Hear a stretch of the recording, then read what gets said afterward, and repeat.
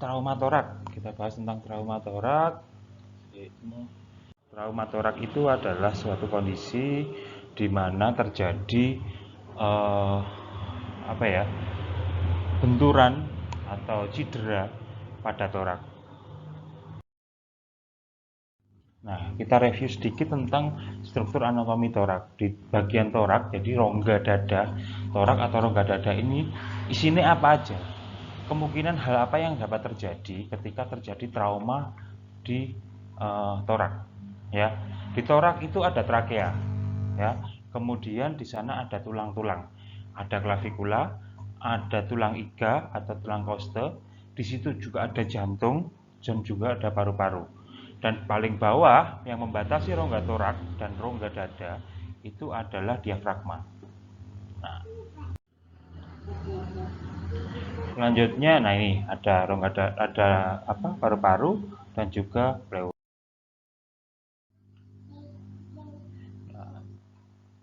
Dada, struktur anatomi torak. Dada adalah rongga yang bertulang, di mana terbentuk dari 12 pasang iga.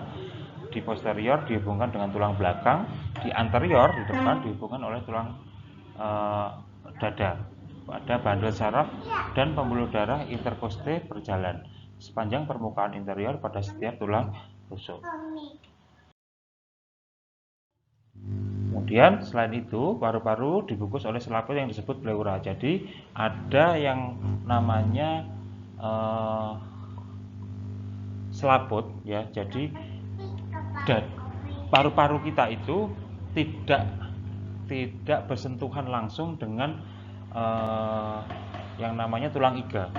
Paru-paru itu dibungkus oleh selaput yang namanya pleura.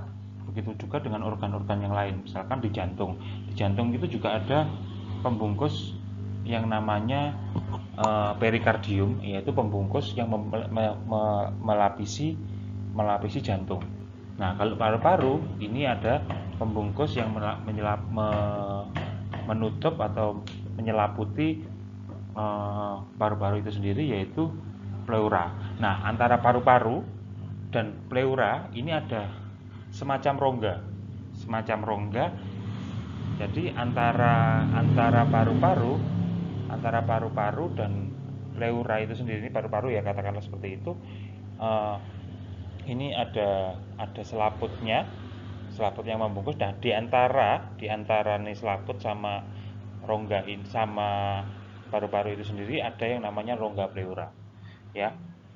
Di mana lapisan pleura itu normalnya adalah hampa karena saling bersentuhan, ada potensi space-nya, tetapi ruangan ini akan menjadi aktual kolaps paru jika berisi darah dan disebut hemotorak, dan jika berisi udara disebut pneumotorak, ya. Jadi ada dua kondisi di mana sebenarnya ruang ini adalah kosong, ruang hampa, di mana ketika paru mengalami ekspirasi berarti paru akan mengempis, maka di situ akan ada rongga. Paru-paru inspirasi, paru-paru terisi udara, dia mengembang, dia akan sedikit bersentuhan dengan pleura itu sendiri. Nah, kondisi di mana paru-paru itu rongga pleura itu mengalami trauma, hal yang dapat terjadi adalah bisa terisi oleh cairan atau darah, bisa juga terisi oleh udara. Tapi normalnya rongga ini tidak terisi oleh udara ataupun paru, atau disebut dengan ruang hampa yang ada di dalam rongga pleura. Paru-paru disokong dari dalam oleh rongga oleh tekanan pleura yang negatif. Tekanan negatif ini karena kecenderungan dinding dada kembang kempis selama inspirasi lebih negatif dari ekspirasi, ya. Nah, saya sebutkan tadi bahwa dari paru-paru ini disokong dari dalam oleh rongga dada oleh tekanan pleura yang negatif. Jadi pleura itu memiliki tekanannya negatif. Tekanan ini karena kecenderungan dinding dada mengembang kempis sehingga selama inspirasi lebih negatif daripada ekspirasi. Kalau dia tekanannya positif, yang terjadi adalah apa? Paru-parunya nggak bisa berkembang dan tidak bisa mengembis. Paru-parunya akan terhimpit oleh tekanan udara atau tekanan yang ada di dalam rongga pleura. Maka rongga pleura ini memiliki tekanan negatif. Artinya tekanan negatif gimana, Pak? Dia sangat fleksibel ketika dia tidak memiliki tekanan atau tekanan negatif itu, dia nggak memiliki tekanan sama sekali. Dia ruang hampa, jadi dia fleksibel. Jadi ketika udara itu terisi, paru-paru itu terisi, dia ya wis mengikuti kondisi yang ada di paru-paru. Jadi kalau kita ngomong tekanan negatif, dia nggak ada tekanan. Intinya seperti itu. Kalau tekanan positif, dia memberikan tekanan.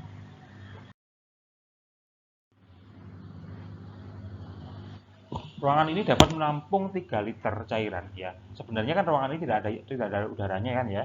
Tapi ketika diisi, misalkan diisi oleh cairan, ketika terjadi hal-hal yang tidak diinginkan seperti pneumotoraks, terisi udara ataupun terisi oleh cairan, dapat menampung 3 liter cairan pada rongga orang dewasa. Setiap paru menempati sebelah rongga dada, dan nanti antara rongga dada ada media sternum berisi jantung, aorta, vena cava superior, vena cava inferior, trakea, bronkus, dan esofagus.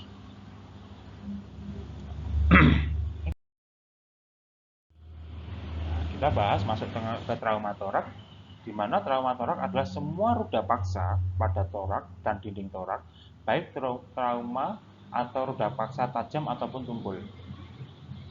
Trauma dada adalah trauma tajam atau tembus toraks yang dapat menyebabkan tamponade jantung, perdarahan, pneumotoraks, hemotoraks, atau hemopneumotoraks, atau bahkan dua-duanya bisa terjadi. Oke.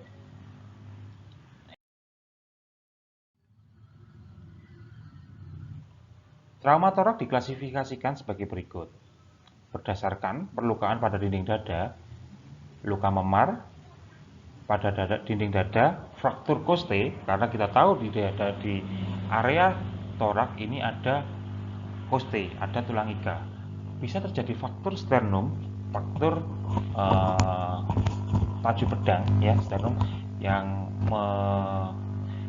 menghubungkan antara rongga yang menghubungkan koste kanan dan kiri itu disambung oleh sternum. Sternum adalah yang tengah ini. Nah, di bagian dada kamu yang tengah, dada kalian, di rongga torak kalian, di torak kalian ini ada tulang yang tengah namanya sternum. Terus tahu lah ya sternum ya. Fraktur clavicular dan sendi bahu. Ada clavicular yang mana? Ya, yang bagian atas ini namanya clavicula, dan flail chest. Ya, apa itu flail chest? Nanti kita akan bahas satu persatu klasifikasi ini.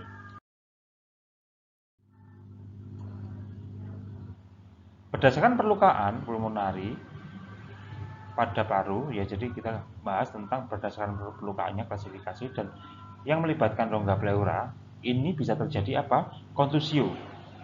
Kontusio itu adalah memar pada paru. Jadi yang sebelumnya kita berdasarkan rongga dada, di dada itu bisa terjadi hal-hal seperti yang kita bahas tadi, tulang-tulangnya, fraktur koste, fraktur iga, fraktur sternum, flail chest, fraktur clavicular. Nah, kalau di sini berdasarkan perlukaan, karena di dalam rongga torak ini ada yang namanya paru-paru, maka bisa terjadi perlukaan pada paru ya. Itu ada yang namanya kontusio, memar pada paru-paru. Pneumotoraks dibedakan menjadi simple pneumotoraks dan tension pneumotoraks. Ada hemotoraks, ada laserasi paru, ada hemopneumotoraks. Ya. Ini kalau berdasarkan perlukaan pada pulmonari, pada paru-paru. Berdasarkan perlukaan pada jalan nafas, ini bisa terjadi robekan trakeal bronkial. Jadi seperti yang kita tahu di anatomi yang tadi, bahwa tidak hanya ada tulang-tulangnya, tapi di sana juga ada parunya, ada jalan nafas. Bisa terjadi robekan pada trakea, bahkan sampai bronkial. Berdasarkan perlukaan pada jantung, apa yang dapat terjadi? Tamponade jantung perikardial. Ya, perikardium tadi apa? Ruang atau selaput yang melapisi jantung. Ada kontusio miokardial, memar pada jantung. Berdasarkan perlukaan pembuluh darah, ini bisa terjadi robekan traumatik pada aorta atau perlukaan pada aorta thoracalis. Berdasarkan perlukaan pada struktur lain dalam batang tubuh torak, itu bisa terjadi perlukaan esofageal atau Burhave syndrome. Tuh. Sampai sini ada yang mau didiskusikan? Ada yang ingin didiskusikan? Belum ya? Oke, kita next. Nah, perlukaan pada diafragma. Ini sudah bagian bawah dari rongga torak, karena diafragma merupakan batas selaput yang membatasi antara rongga dada dan rongga perut. Suara saya jelas? Bisa didengarkan? Bisa. Oke, terima kasih. Sorry, rumah saya di dekat jalan, jadi banyak lalu lalang kendaraan, mungkin suaranya masuk. Tetap fokus. Saya juga mencoba fokus untuk ngajar. Teman-teman mahasiswa mohon untuk juga ikut fokus dalam pembelajaran ini. Saya lanjutkan karena ini cukup penting. Ini adalah hal-hal yang sering kita dapatkan terutama di IGD. Ketika kalian nanti jadi perawat di IGD, trauma torak ini akan sering kalian jumpai selain fraktur-fraktur ekstremitas lainnya. Ya.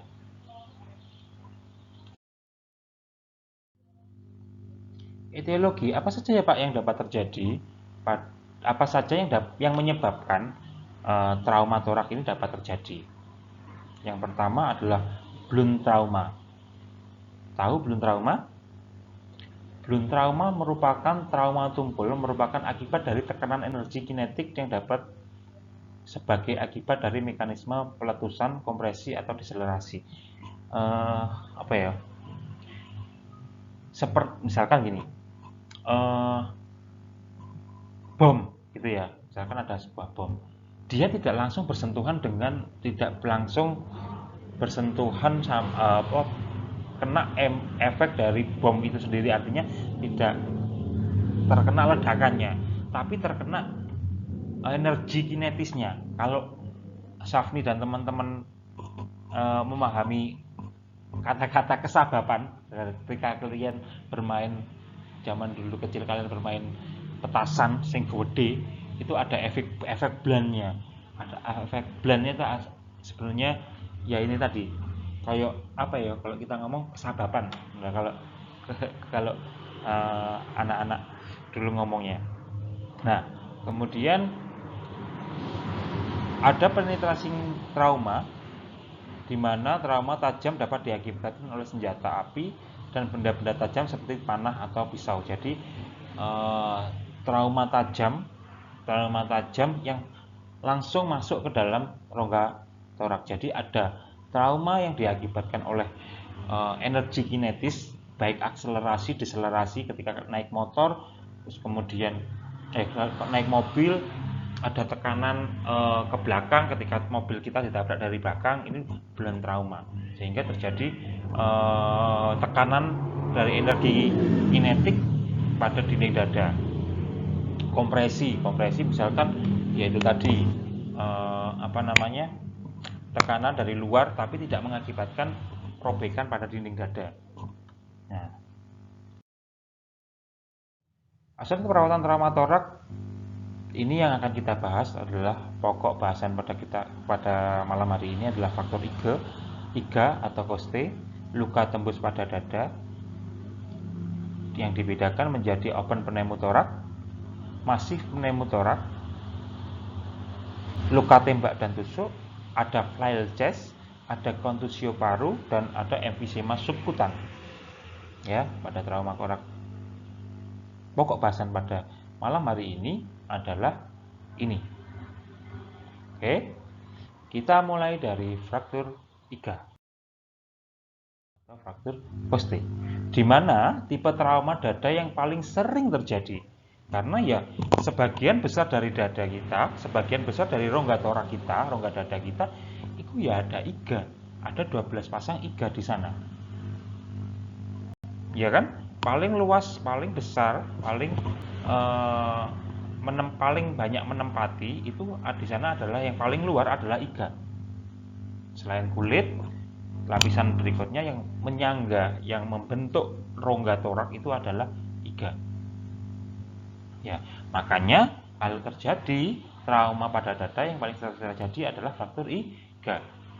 Terjadi pada lebih dari 60% pasien yang masuk rumah sakit yang mengalami trauma torak. Tiga iga pertama jarang terjadi, berarti tiga teratas ya, iga teratas itu jarang terjadi fraktur. Namun dapat mengakibatkan angka kematian yang tinggi berkaitan dengan laserasi arteri vena subclavicula ya. Jadi tiga iga teratas ini, iga teratas ini sangat jarang terjadi pada 60% ini tadi.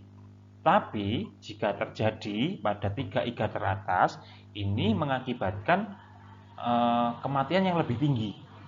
Karena di iga teratas itu dia yang memprotek, melindungi arteri dan vena subclavicula. Nah, karena kalau terjadi patah tulang di iga yang tiga teratas, yang akan terjadi apa? Dia patahannya akan bisa merobek, atau bahkan bukan patahannya juga, tekanannya, traumanya itu tadi bisa mengakibatkan robekan pada arteri atau vena subclavicula. Iga ke-5 dan ke-9 tempat fraktur yang paling sering umum terjadi. Berarti mulai dari 5 sampai 9 ini paling sering terjadi pada kasus-kasus fraktur iga. Fraktur iga yang lebih rendah berkaitan dengan cedera pada limfa, hepar akibat patahan dari tulang iga. Jadi iga 9 ke bawah ya, itu resikonya adalah terjadi cedera pada limfa atau bahkan hepar akibat dari patahan iga itu sendiri yang mengakibatkan menusuk atau melukai limfa ataupun hepar. Nah, left chest wall trauma. Nah, ketika ini iga 1, 2, 3 ini jarang sekali terjadi ya. Yang sering terjadi mulai iga 4, 5, 6, 7, 8, 9 ini sangat sering terjadi ya. Itu.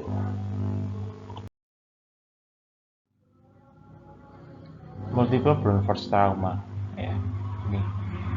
Nah, kanan dan kiri ini bisa mengakibatkan 1, 2, dan 3. Ini bisa mengakibatkan perlukaan di mana saja. Jadi disebutkan di sana ada vena dan arteri dari subclavicula ya. Kemudian di 3, 4, 5, 6, 7, 9 tadi mengatakan bahwa bisa terjadi ya, ini right ribs 1 sampai 7 terjadi fraktur. Ini bisa mengakibatkan reg hemotorak. Jadi mengakibatkan perdarahan pada torak ya. Jadi di dalam pleuranya bisa kemasukan darah. Nah, di iga ke-5 mulai iga ke-6, 7, 8, 9 ini bisa mengakibatkan robekan pada hepar. Kalau sebelah kiri fracture ini bisa mengakibatkan left hemotorak. Jadi perdarahan pada torak, pada paru-paru. Kemudian left ribs 3 sampai 10 jadi fraktur, ini bisa menyebabkan multiple spleen laceration. Jadi mengakibatkan juga laserasi pada spleen. Spleen itu adalah limfa. Manifestasi klinis ketika terjadi fraktur iga ini adalah adanya nyeri tekan, adanya spasma otot di atas area fraktur, nyeri ketika bernafas atau bergerak, terus kemudian bagian dinding dada bergerak secara terpisah, berbeda dari bagian dada yang lain. Dapat juga terlihat bengkok atau mengalami deformitas. Nah, ini ciri khasnya ya, kalau kita menemui pasien dengan fraktur iga, bagian dinding dada ini bergerak secara terpisah. Ngerti nggak? Secara terpisah dari bagian dada yang lain. Dapat juga terlihat bengkok atau mengalami deformitas. Ketika kita melihat dinding dada, ini yang cowok kalau yang dadanya bidang lah, ya nggak bidang nemen lah. Kayak seperti saya, meskipun saya obesitas, kelebihan berat badan, tapi dinding dada saya bisa terlihat ketika misalkan terjadi amit-amit fraktur iga. Nah, gerakan secara terpisah ini sebenarnya ketika kita inspirasi kan kita menghirup udara, dinding dada kita akan mengembangkan ya, dinding dada kita akan terisi udara. Nah, coba kalian rasakan ketika kalian menghirup udara, secara tidak sadar dinding dada kalian akan mengembang. Nah, ketika terjadi fraktur dan coba diraba paling yang bagian atas di fraktur di iga 1 2 3 4 5 lah nyampe, itu dia akan terasa terisi oleh udara dan mengembang dan lebih besar ketika kita inspirasi.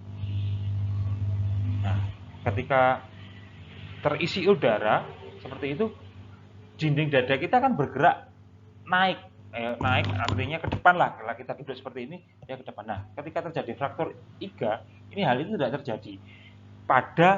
Tidak terjadi sama seperti yang sekarang kalian rasakan. Kalau kalian mencoba merasakan ketika dinding dada kalian ekspansi penuh ketika menghirup udara atau inspirasi.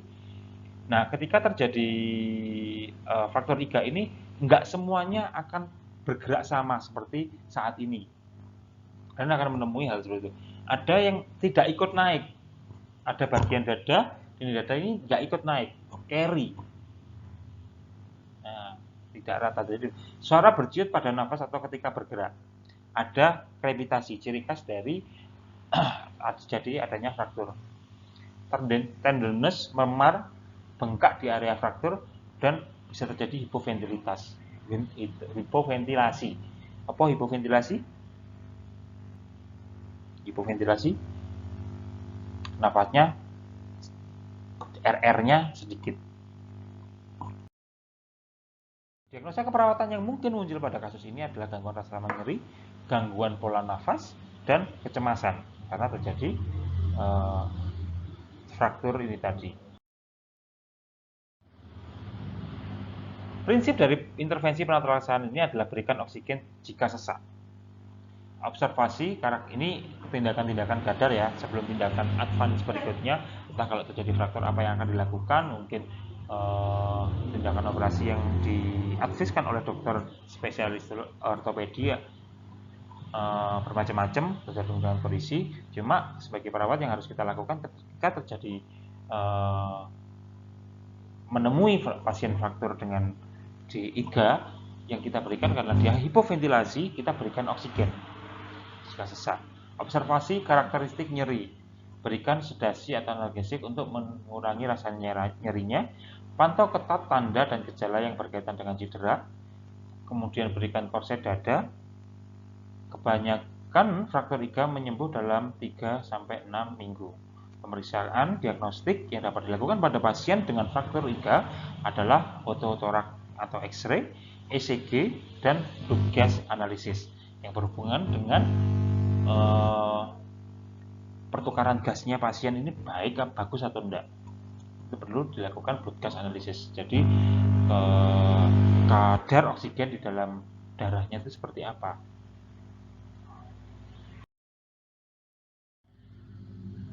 Oke, sampai situ dulu. Ada yang mau didiskusikan fraktur iga? Kalau ada silahkan. Ya, Safni, silahkan. Kan dulunya kan katanya itu kayak ada karnaval gitu kan. Apa? Nah itu Sorry. sistem itu kan karnaval. Ya, oke. Nah itu kan kalau sound system kita kan bisa yang membuat getar di Dada. tubuh gitu loh Pak. Ya. Apa berbahaya gitu Pak? Oke. Untuk tubuh itu sendiri sebenarnya apakah berbahaya atau tidak? Ini kalau getaran yang diakibatkan oleh sound, ya toh.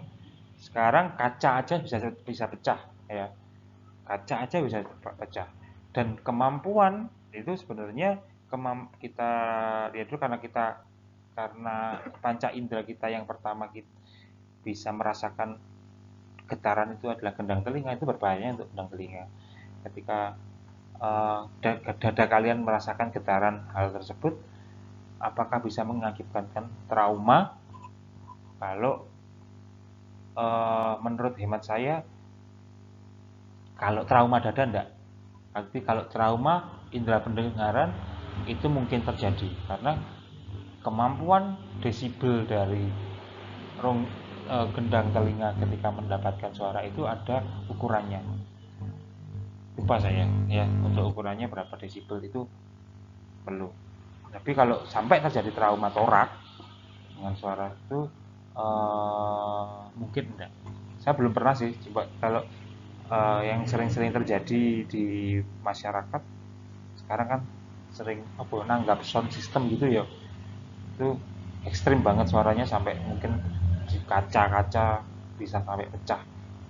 Kalau sampai rongga dada, kesananya tingkat energi kinetisnya yang dihasilkan kurang lah kalau sampai bisa melukai rongga torak. Itu sih menurut saya. Ada pertanyaan berikutnya? Oke,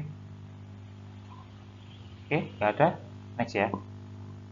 Luka tembus pada dada atau open pneumotorak. Jadi pneumotorak ini bisa open, bisa nggak open. Kok bisa Pak? Ya bisa. Bisa. Kalau kita ngomong open berarti ada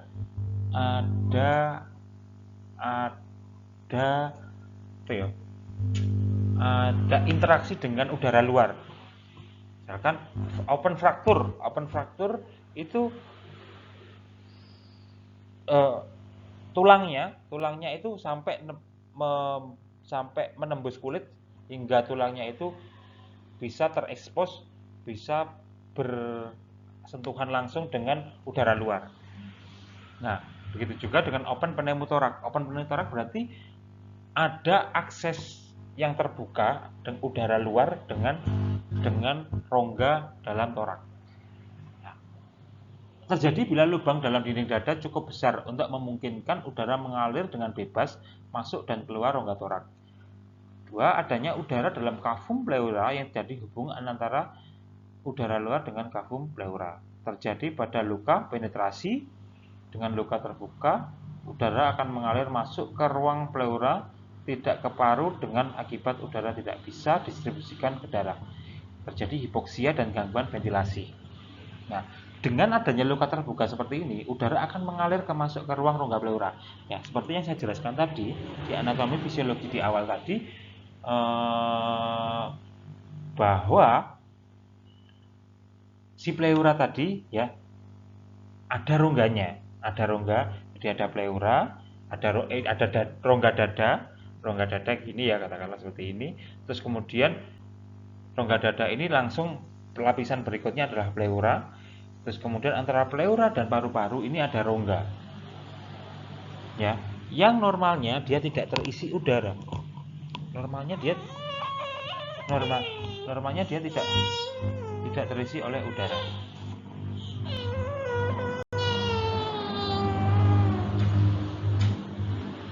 Normalnya dia tidak terisi oleh udara.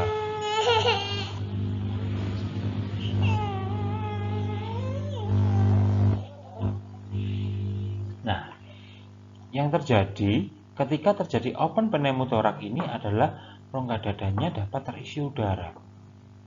Ya, karena ada akses udara dapat masuk ke dalam rongga pleura. Ya, ketika terjadi ada akses masuk, ya, udara akan mengalir masuk ke ruang pleura, tidak masuk ke dalam paru-paru. Ya, perlu dipahami paru-paru kita dapat terisi udara hanya dari saluran pernapasan. Bisa dipahami? Paru-paru kita dapat mengembang ketika kita menginspirasi udara, ketika kita menghirup udara. Dia bisa terisi udara. Tapi tidak dapat terisi udara dari luar. Dari mana? Dari misalkan ada open itu tadi, dia nggak bisa udara masuk ke paru-paru. Bisanya cuma lewat rongga hidung, rongga mulut yang masuk ke dalam trakea akhirnya masuk ke dalam paru-paru. Nah, dari luar nggak iso, tidak ada akses masuk ke sana. Bisanya dia masuk ke rongga pleura. Dengan masuknya udara ke rongga pleura tersebut, akibat tidak bisa didistribusikan ke darah. Ya, tidak ke paru dengan akibat udara tidak bisa distribusikan ke darah. Terjadi hipoksia dan gangguan ventilasi. Yang terjadi ini adalah rongga pleura. Ini adalah wound, itu adalah luka, ada perlukaan. Udara luar ini masuk melalui lubang, mengisi rongga hampa udara yang ada di pleura. Kalau dia terisi udara, tadi saya mengatakan bahwa rongga pleura itu memiliki tekanan negatif. Artinya tekanan negatif di sini dia tidak memiliki tekanan. Ya, dia tidak memiliki tekanan, tidak memiliki kemampuan untuk memberikan tekanan. Ketika ada wound, ada luka di rongga pleura, akhirnya pleura tersebut terisi oleh udara. Akibatnya ada tekanan positif dari rongga pleura terisi udara, ada tekanan positif, dan tekanan positif tersebut akhirnya akan menghimpit paru-paru. Nah, di sini diperlihatkan ada ketika inspirasi udara masuk, harusnya paru-paru ngembang. Paru-paru ngembang seperti gambar sebelah kiri warna pink. Ini dia inspirasi udara masuk. Apabila terjadi wound ini tadi ada akses terbuka, di rongga pleura. Si udara tadi juga ikut masuknya ke rongga pleura.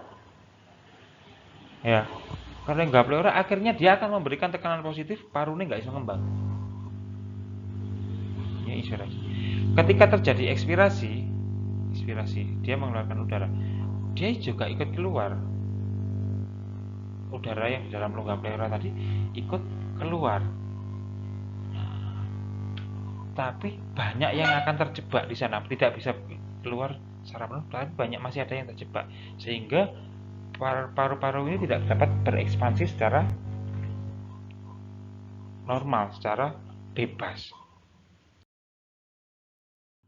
Ini adalah salah satu tindakan yang kita berikan pada pasien yang mengalami open pneumothorax. Karena ada satu skill lagi yang harus kita berikan. Ini adalah rongga toraks. Ini yang dinamakan dengan kasa 3 sisi. Diberikan kasa 3 sisi ini harapannya apa? Ini tindakan darurat sebelum dilakukan tindakan advance berikutnya adalah ketika terjadi open pneumothorax ini ada dinamakan kasa 3 sisi adalah 3 sisi lainnya ini ditutup rapat, tapi ada salah satu sisi kelihatan ya? Kelihatan, Pak. Oke. Kelihatan, Pak. Ada satu sisi ini tidak tertutup oleh plester. Harapannya apa? Ya, harapannya kenapa kok dibuat seperti ini, Pak?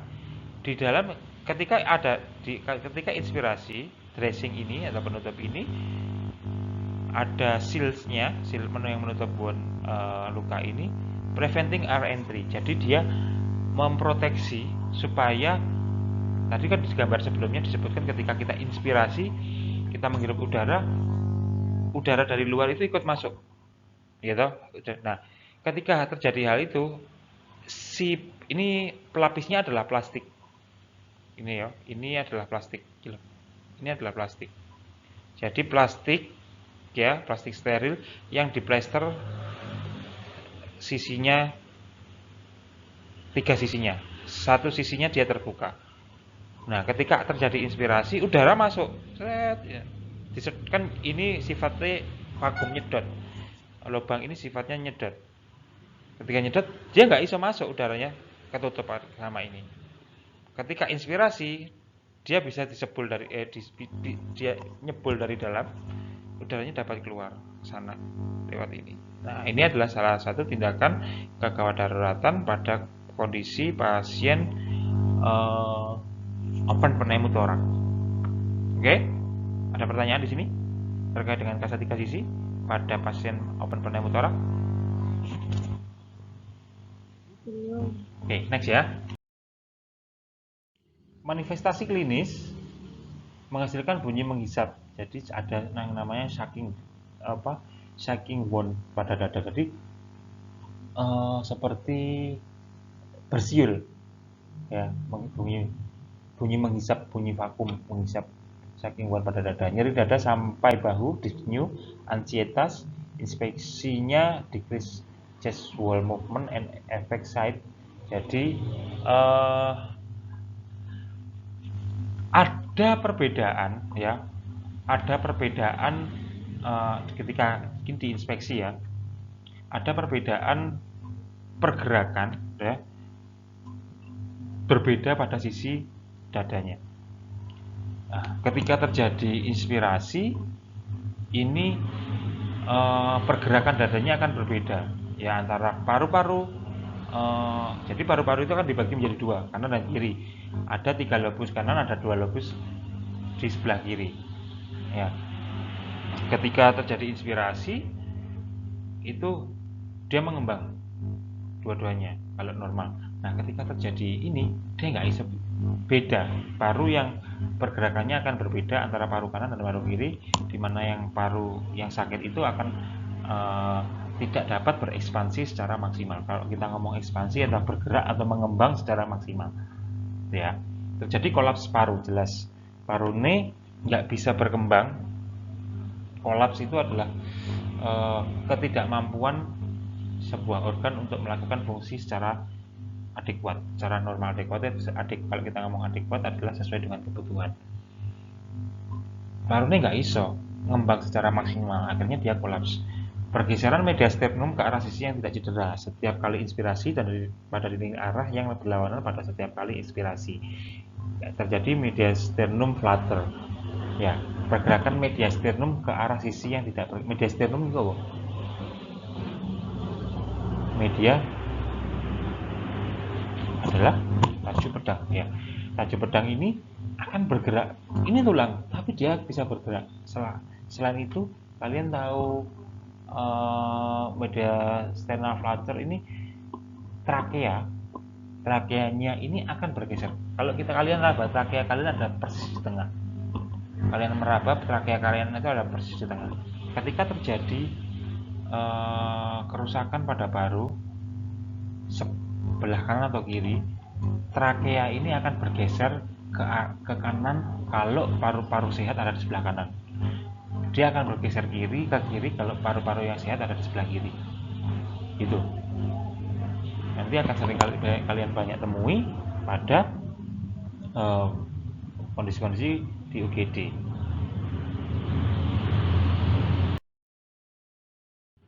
Pemeriksaan fisik yang dilakukan inspeksi decrease chest wall movement on effect side. Ini tadi sudah saya jelaskan. Palpasi subcutaneous emphysema, crepitus, tactical and focal fremitusnya berbeda ya. Sudah pernah diajari pemeriksaan fisik sistem pernafasan ya. Ada focal fremitus yang pasiennya disuruh ngomong 99 itu loh ya. Semoga masih ingat lah. Aduh,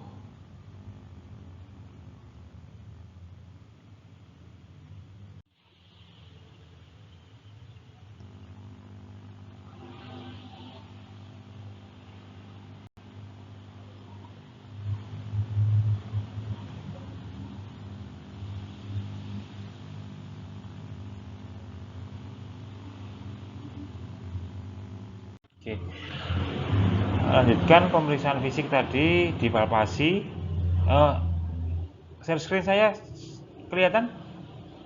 Sudah? Oke. Palpasinya adalah tadi sudah saya jelaskan, ada focal fremitus, ada sebutan emphysema. Perkusinya ada hiperresonan. Hiperresonan itu suara paru normal apa sih? Kalau di perkusi suaranya apa? Normalnya apa? Elvin, Safni. Kok lubdub sih? Itu suara jantung, bunyi jantung dengan auskultasi.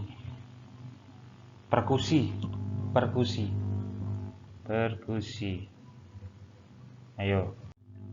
Nah, perawatan yang mungkin muncul ketidakefektifan pola nafas, inefektif bersihan jalan nafas, ada nyeri, ada hambatan mobilitas fisik dan risiko infeksi.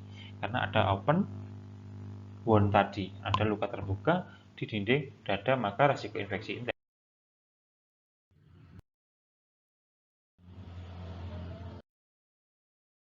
Nah, luka tusuk dan tembak.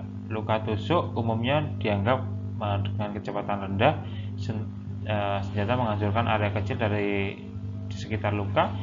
Kebanyakan luka tusuk disebabkan oleh pisau. Bisa terjadi pneumotorak, hemotorak, tampak nadi jantung, disertai dengan hemoragi kontinu. Dapat terjadi dari sembarang luka dimanapun. Luka tembak dikelompokkan sebagai kecepatan rendah, sedang, atau tinggi, tergantung dari jarak, kaliber, ukuran peluru, dan penyebab beragam tergantung dari fisiologinya beragam. Tusuk step wound at nipple level or below, frequently penetrasi the abdomen. Jadi dari rongga dada masuk langsung ke rongga abdomen. Ya.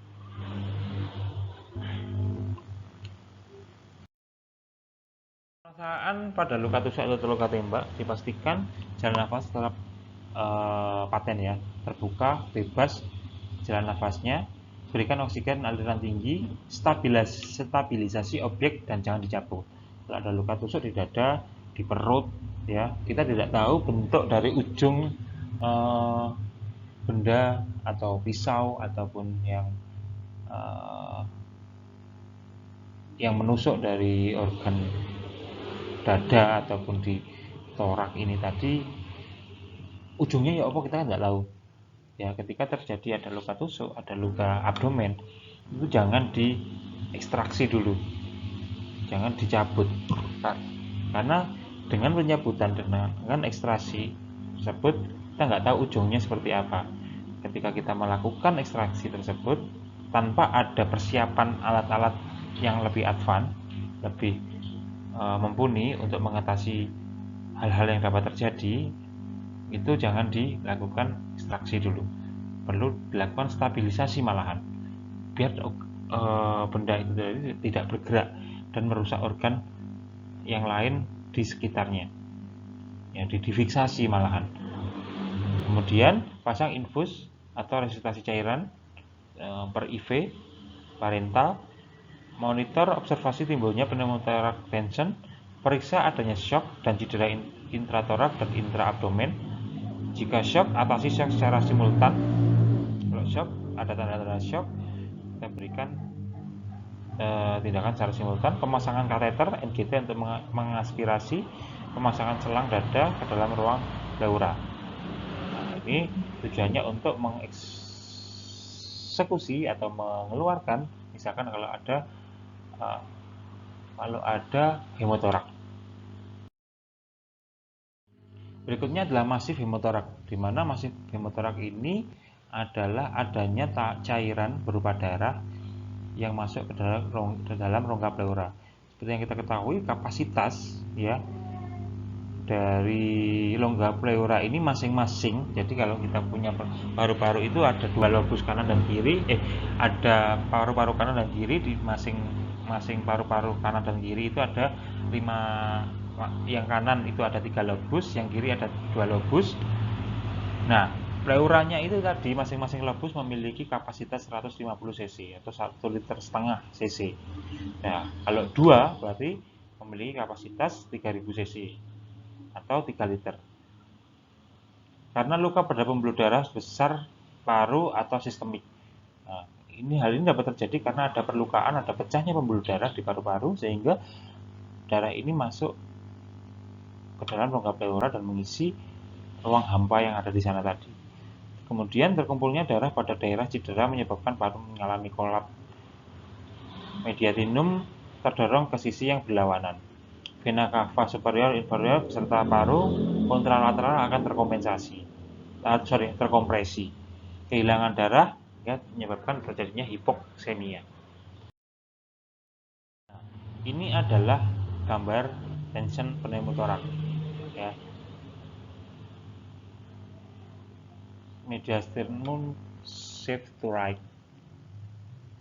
Ya, mediasternal ini DE lebih bergeser ke sebelah kiri karena ini. Kalau kita lihat gambaran apa ya? X-ray torak ya. Hitam, warna hitam ini adalah organ padat ya.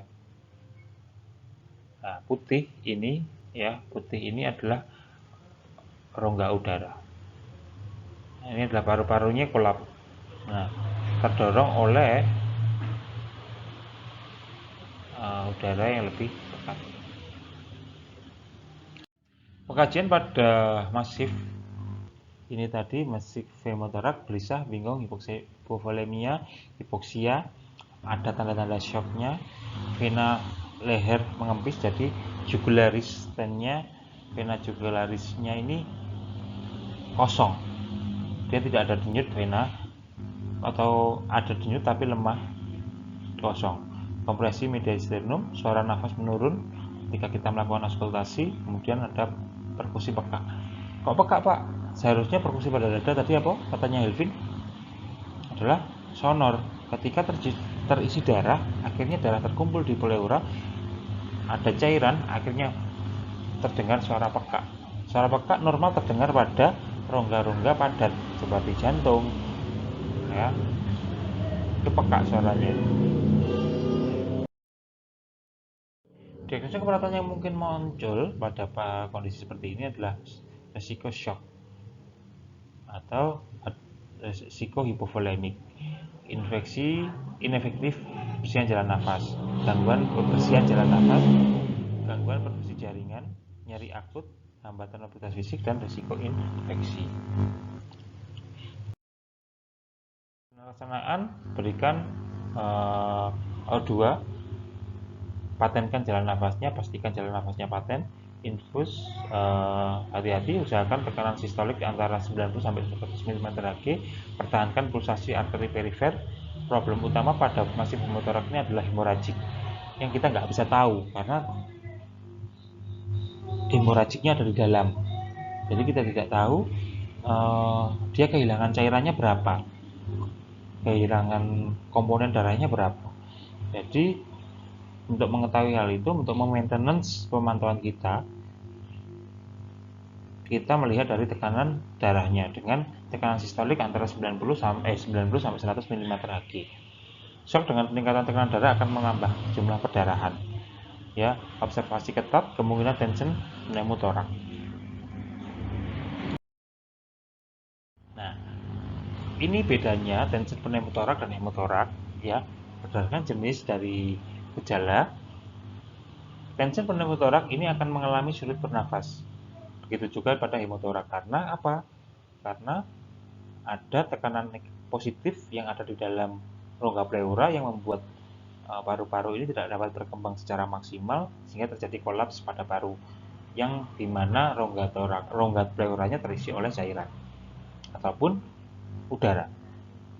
Biasanya akan sulit bernafas karena ekspansi paru tidak dapat berekspansi secara maksimal karena ada tekanan positif dari rongga pleura. Vena di leher, kalau tension pneumotorak ini yang mengalami distensi. Distensi itu dia terisi terus kemudian menegang, kelihatan ketika kita melakukan pemeriksaan vena jugularis. Nah, kalau pada hemotorak dia cenderung lebih kosong, kempis atau datar.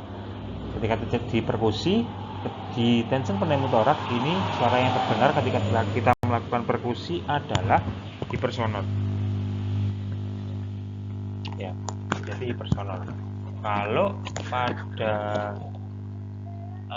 hemotorak ini terdengar peka, menurun atau hilang. Terus kemudian kalau di deviasi trakeanya, nah ini trakeanya ada deviasi, ada pergeseran trakea. Kalau tension pneumotorak ini trakeanya akan bergeser ke arah paru yang lebih sehat. Kalau ada tension pneumotorak di paru kanan, berarti dia deviasi ke sebelah kiri. Kalau ada tension pneumotorak sebelah kiri, maka trakeanya akan bergeser, terjadi deviasi ke sebelah kanan. Tapi pada hemotorak ini tidak terjadi.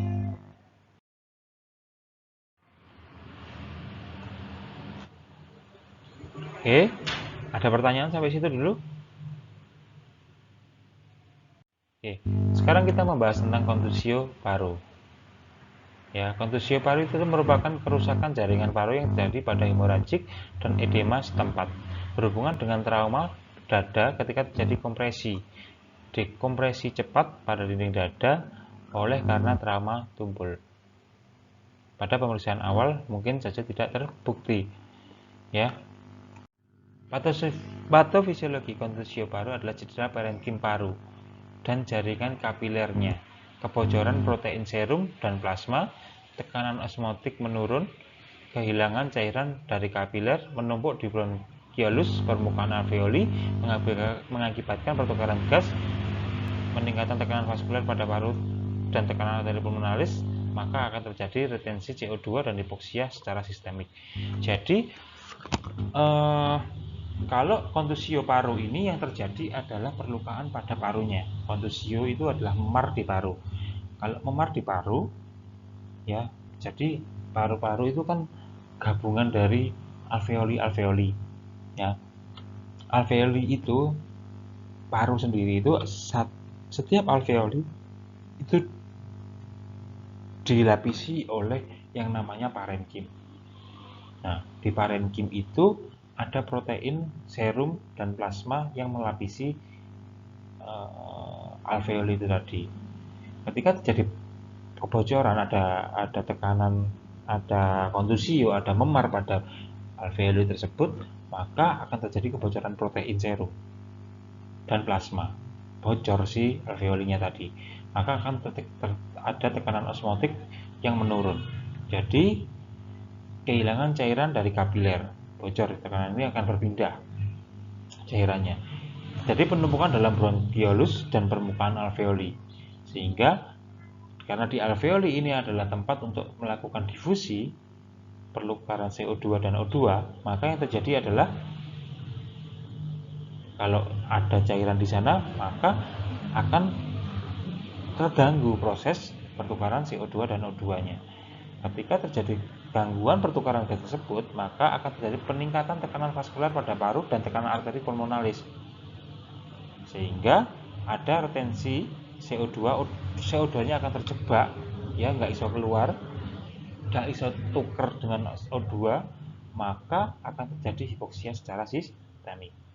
Hipoksia adalah kondisi di mana kekurangan CO2. Manifestasinya adalah nyeri dada dan batuk darah. Juga tanda-tanda bahwa tubuh kekurangan oksigen biasanya ditunjukkan dengan cyanosis, kebiruan, sakral dingin, gitu ya. Hipoksemia, hipoksia, ya, kemudian tachypnea, takikardi, kemudian crackless, suara nafasnya crackless, perilaku agitasi, ronsen dada awal dapat menunjukkan tidak ada perubahan, tidak ada terdeteksi perubahan, mungkin tidak dampak untuk 1 atau 2 hari setelah serangan awal. Permasalahan ringannya, pertahankan jalan nafas atau paten, berikan oksigen yang kuat, kendalikan nyerinya, mengobservasi TTV, dan batasi cairannya. Kondisi sedang seperti pada berat, biasanya pasien membutuhkan intubasi dan memakai ventilator dan PIP-nya untuk mempertahankan tekanan dan menjaga paru tetap mengembang. Pemberian diuretik untuk mengeluarkan cairan parenkim paru, protein plasma yang bocor tadi. Pasang NGT untuk menghilangkan distensi pada GIT. Kemudian kultur sekresi trakeobronkial untuk jaga-jaga karena ada proses perlukaan, itu memungkinkan terjadi infeksi juga. Berat mempunyai tanda-tanda dan gejala ARDS seperti pernafasan cepat, takikardi, cyanosis, agitasi, batuk produksi kontinu secara kontinu dengan berdarah, berbusa dan mukoid, sehingga ditangani SEC agresif dengan intubasi endotrakeal dan dukungan ventilator, diuretik, pembatasan cairan, pemberian antimikroba, pemberian larutan kristaloid, koloid untuk hipovolemia. Komplikasi yang dapat terjadi pada pasien dengan kondisi kontusio paru ini adalah infeksi, biasanya pneumonia pada segmen yang terkena kontusio tadi, yang memar tadi.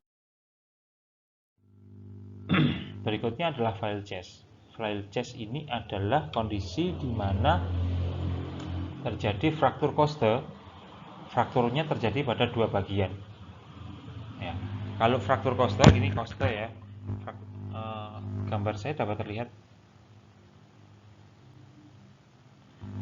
Koste, kalau fraktur koste itu patahannya patah jadi dua. Patahannya hanya satu. Ketika terjadi fraktur koste, patahnya cuma gini toh. Kalau terjadi flail chest, jadi dia lebih seperti ini. Misalkan ini apa ya, rongga torak, apa namanya, koste atau tulang iga. Nah, frakturnya itu ada di sebelah sini dan sebelah sini, dan ini adalah iga yang melayang. Dia tidak gabung sama koste yang kanan ataupun yang kiri. Dia pada akhirnya ngambang. Dia tidak nyambung sama patahan sebelah kiri dan tidak nyambung sama patahan sebelah kanan. Ini dinamakan sebagai flail chest. Segmen 3 mengapa bebas nanti. Segmen patahan tidak berhubungan dengan dinding dada. Segmen patahannya tidak berhubungan dengan dinding dada. Sebagian akibat dinding dada kehilangan stabilitasnya menyebabkan kerusakan pernafasan dan gawat nafas. Ya, kan rongga dada atau koste ini tujuannya kan adalah untuk memberikan bentuk pada dada, memberikan perlindungan pada dada. Nah, ketika terjadi patahan seperti itu, segmennya akhirnya kan tidak nempel pada dada. Ya, mengakibatkan dinding dada kehilangan stabilitasannya dan kerusakan pernafasan dan gawat nafas. Bisa terjadi anterior atau lateral flail chest pada posterior karena susunan muskulusnya yang padat mencegah terjadinya flail chest. Flail segmen bergerak paradoksal dengan sisi dinding dada. Nah, ini juga seperti yang saya jelaskan di fraktur koste tadi. Jadi flail chest segmen ini bergerak paradoksal. Paradoksal ini adalah berlawanan. Ketika terjadi inspirasi, ya, kita tahu bahwa inspirasi udara masuk ke dinding dada, ke dalam paru-paru, paru-parunya akan mengembang, dinding dada juga akan mengembang. Nah, gerakan paradoksal pada flail chest seperti ini, ketika dadanya mengembang, si iga melayang ini masuk ke dalam. Jadi paradoksal, gerakannya berlawanan. Ketika ekspirasi, seharusnya paru-parunya ini, rongga dada kita mengecil, dia malah keluar. Jadi gerakannya dia adalah paradoksal, berlawanan dengan pergerakan dinding dada. Ini apa iya? Gimana kok saya spine and sleep injury paradoxal chest. Nah, ini. Oh ya, ini paradoxal chest wall movement. Nah, ini pergerakannya gak podo lah. Intinya tidak sama gerakannya paradoksal, berlawanan dengan pergerakan dinding dada. Flail chest bisa mencederai paru dan memar. Kemudian bisa terjadi hipoksia, pasien juga berisiko hemotorak dan pneumotorak. Karena patahannya ini tadi bisa menyebabkan robekan pada bagian organ yang ada di balik dari koste yang ada tadi, koste yang patah tadi. Flail chest yang besar akan mengakibatkan distres nafas dan palpasi akan terdengar krepitasi. Iga yang terserang lebih sering ini pada iga 5 sampai 6. Di tengah-tengah iga 5 sampai 9 ini sering terjadi flail chest. Kajian nyeri trokalisir saat inspirasi dalam batuk atau perubahan posisi, nafas cepat dan dangkal. Nah, secara paradoksal Gerakannya paradoksal, levitasi, nyeri tekan ketika bernafas, tulang rusuk yang patah bergerak berlawanan arah dengan dinding dada. Ketika inspirasi, dinding dada dan tulang rusuk patah bergerak ke dalam dan keluar waktu ekspirasi. Ya, tadi yang saya ceritakan tentang pergerakan tulang iga yang melayang tadi secara paradoksal, berlawanan. Hipoksia, hiperkapnia, dan sianosis. Apa hipoksia? Hipoksia adalah kondisi di mana dia kekurangan oksigen. Hiperkapnia, kalau hiperkapnia itu pernafasannya cepat dan dangkal. Sianosis kekurangan oksigen. Diagnosis perawatan yang mungkin muncul: nyeri, ketidakefektifan pola nafas, gangguan produksi jaringan, resiko inefektif bersihan jalan nafas. Gangguan bersihan jalan nafas. Kalau sekarang diagnosa yang di SDKI adalah gangguan bersihan jalan nafas. Kita mempertahankan jalan nafas tetap terbuka, berikan audio yang adekuat, pengendalian nyeri, bersihan jalan nafasnya dikontrol, pasang infus, ventilasi dengan intubasi bila diperlukan. Harus diingat bahwa fail chest sering diikuti oleh hemotorak dan pneumotorak, maka perlu dekompresi dada, jadi distabilkan dadanya untuk tindakan-tindakan awal daripada kondisi gawat darurat. Stabilitas file segmen dengan tekanan tangan, berikan kain bersih lalu plester. Jadi di dadanya itu dikasih kain supaya pergerakannya ini tidak di dadanya tidak geser-geser. Tekanan tangan dipertahankan saat pasien kita lakukan roll untuk memeriksa mengeksposur tubuhnya, monitor jantungnya. Oke, berikutnya adalah emfisema subkutan. Banyak ini ya. Kemudian subkutan ini adalah efek-efek dari yang dapat terjadi pada pasien dengan trauma torak dari awal tadi sampai akhir. Karena di mana emfisema subkutan ini adalah salah satu komplikasinya. Kalau saya ngomong sebenarnya dia adalah komplikasinya dari cedera pada atau trauma pada torak, di mana udara dalam lemak atau subkutan ini disebut dengan emfisema. Jadi udaranya terjebak di mana? Lapisan tubuh kita ini setelah kulit, di bawah kulit ada lapisan lemak. Nah, di lapisan-lapisan itu bisa terisi udara, ada rongga juga. Nah, kalian pernah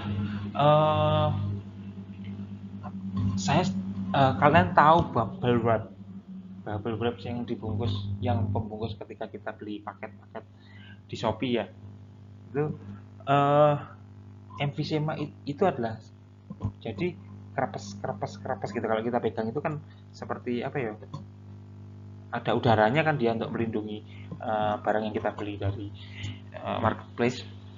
Nah, di ininya, di apa namanya, di kulit itu terjadi di kulit. Jadi di kulit seperti ini, di bawah kulit itu ada bubble wrap-nya. Jadi ketika kita raba di sini, itu kerapes gitu. Udaranya terjebak di situ. Terjebaknya karena apa, Pak? Rata-rata terjadi pada kondisi open pneumotorak. Jadi udaranya masuk, akhirnya terjebak masuk ke lapisan subkutan, bisa menjalar ke seluruh tubuh. Saya pernah menemui pasien seperti itu di ICU. Dia mengalami hemotorak, dia dilakukan WSD, dikeluarkan udaranya, tapi di sela-selanya itu pasiennya ada emfisema, ada bubble wrap-nya di bawah kulit, gitu ya. Dan dapat berasal dari luar atau dari dalam paru, menembus pleura, visceralis dan parietalis masuk ke dalam subkutan, atau udara dari paru masuk ke mediastinum lalu ke subkutan. Pneumotorak sering disertai dengan emfisema subkutan. Nah, itu pneumotorak sering terjadi. Tempat yang paling baik untuk melihat adanya emfisema subkutan adalah di segi 4 yang dibentuk oleh iga. Di segi 4 berarti di mana? Ya, di interkoste. Ya, di interkoste itu sering, nggak hanya di dada, dia udaranya bisa jalan loh. Udaranya bisa, karena lapisan kulit kita itu kan terhubung satu sama lain. Dia bisa bergerak saya dulu dia pasiennya ada WSD, terpasang alat untuk mengeluarkan udara dari dalam pleura sampai ke tangan, dia emfisema-nya dia bengkak-bengkak kayak balon ngono. Tapi dia bukan cairan isinya di dalam kulitnya, tapi udara. Cara mengeluarkannya bagaimana? Dipluruti rek. Dipluruti, digawekno ke lubang dia udaranya masuk. Kalau tidak ada, dibuatkan lubang, dibuat sayatan, dibuat agar dia keluar. Operasi diperlukan jika progresif dan penekanan pembuluh darah balik sehingga mengganggu aliran darah balik ke jantung. Nah, itu kalau terjadi di rongga dada ya, sehingga dia ada udara, akhirnya udaranya menekan pembuluh darahnya tidak dapat berfungsi secara maksimal, akhirnya perlu dilakukan ekstraksi pada atau tracheostomi untuk patensi jalan nafas. Komplikasi trauma torak ini pada iga dapat terjadi fraktur multiple, dapat menyebabkan kelumpuhan rongga dada, terus kemudian pleura, paru-paru, bronki, ada hemotorak, emfisema. Nah, dilakukan pembedahan pada jantung, bisa ruptur jantung, ruptur otot papilar, ruptur klep jantung, pada pembuluh darah besar bisa terjadi hemotorak, pada esofagus bisa terjadi mediastinitis, pada diafragma bisa terjadi sepsis abdominal, herniasi, viscera, perlukaan hati, limpa dan ginjal. Oke, itu yang dapat saya sampaikan. Terima kasih atas atensinya, atas perhatiannya dalam perkuliahan kita hari ini. Assalamualaikum warahmatullahi wabarakatuh.